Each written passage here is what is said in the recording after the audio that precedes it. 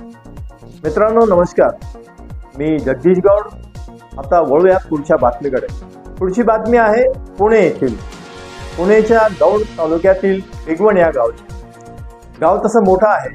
या गावातील एक तरुणी आपली आई आणि भावासोबत खरेदी करत असताना दोन मुस्लिम तरुण आले आणि त्या तरुणांनी या मुलीच्या आईच्या आणि भावाच्या डोळ्यात मिरची पूड टाकून या मुलीचं अपहरण केलं. या अपहरणाची बातमी संपूर्ण परिसरात पसरली.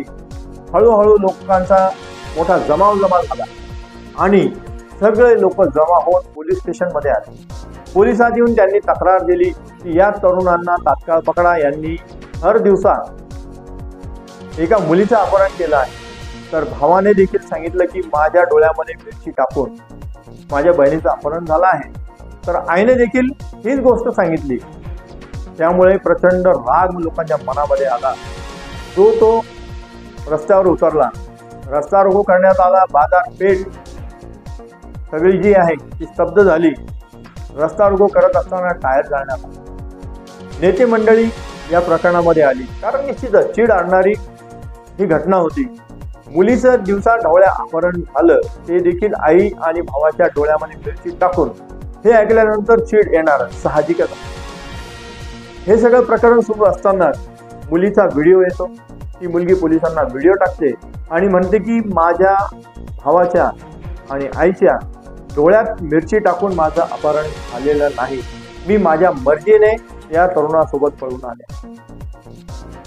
मी माझ्या मर्जीने याच्यासोबत आले आहे, कारण माझं आणि याचं एकमेकावर आमचं प्रेम आहे, म्हणून मी याच्यासोबत आले आहे.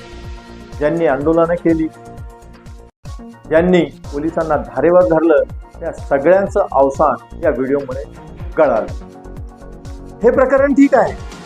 मुलीचं प्रेम प्रकरण होतं. त्या प्रेम प्रकरणाची आईला चावल कशी लागली नाही, या गोष्टी अनेक प्रश्न उपस्थित करतात. पण या सगळ्या प्रकरणामध्ये त्या तरुणाची काय चूक, ज्या तरुणासोबत या मुलीचा विवाह होणार. मित्रांनो, त्या तरुणाने देखील या मुलीसोबत लग्नाची अनेक स्वप्न रंगवली असेल, सुखी संसाराची स्वप्न रंगवली असेल. हल्ली मोबाईलचा जमाना आहे, दोघांकडे मोबाईल असतील. ही मुलगी त्या मुलासोबत तासनतास बोलली असेल, तोही हिच्यासोबत बोलला असेल. बोलताना एकमेकांना या लोकांनी काय काय प्रेमाच्या आणाभाका दिल्या असतील, त्यातून ती स्वप्न रंगवली असतील. आज त्या तरुणाची स्वप्न चूर झाली आहे. या सगळ्या घटनांमध्ये त्या तरुणाची काय चूक, याचा विचार करून होणे गरजेचे करीत आहे. भिगवण पोलीस स्टेशन या ठिकाणी थोड्या वेळापूर्वी अपहरणाचा गुन्हा दाखल झालेला आहे. यामध्ये जहीर अरुण शेख आणि अयान हरुण शेख या दोन युवकांनी, या दोन आरोपींनी एका दुचाकीवरून जाणारी आई आणि तिच्या मुलीच्या डोळ्यामध्ये आणि तिच्या भावाच्या डोळ्यामध्ये लाल चटणी टाकून त्यांची गाडी त्या ठिकाणी अडवून त्यातील जे मुलगी आहे त्या 21 वर्षीय मुलीचं त्यांनी अपहरण केल्याबाबत भिगवण पोलीस स्टेशनला आता गुन्हा दाखल झालेला आहे.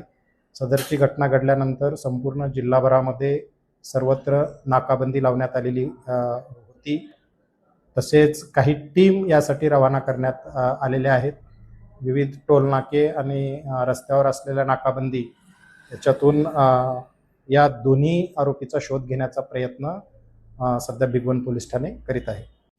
मी जहीर शेख यांच्यासोबत 9 वर्षापासून प्रेम संबंधात आहे. तर काल झालेल्या प्रकरणात माझ्यावरती कोणतीही जबरदस्ती केली नाही. मी माझ्या स्वतःच्या मर्जीने आली. माझ्यावरती अपहरण झाले नाही किंवा चटणी वगैरे टाकण्यात आली नाही. तर राजकीय माणसांनी डोळे, त्यांच्या स्वतः राजकीय लोकांनी डोळ्या बाजून घेऊन गेले आणि मी माझ्या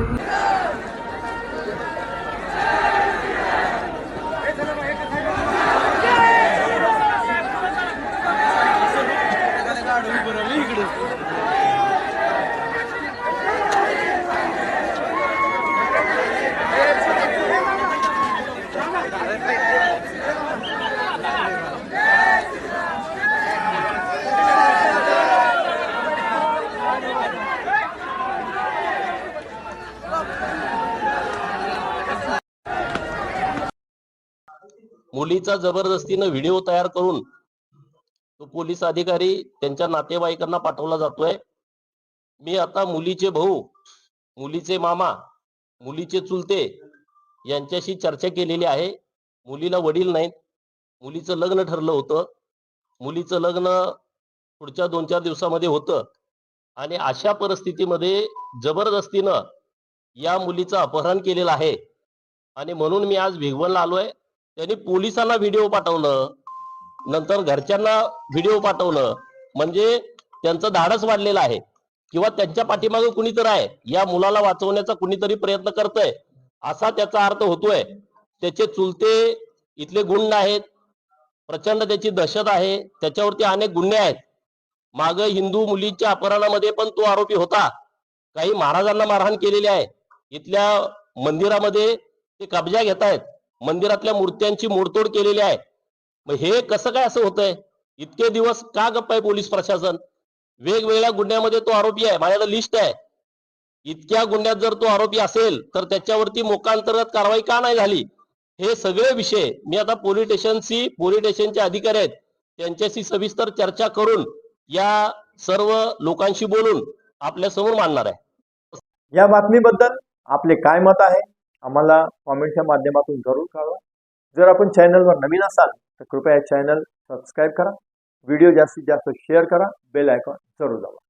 भेटूया पुढील नवीन बातमीमध्ये. तोपर्यंत नमस्कार.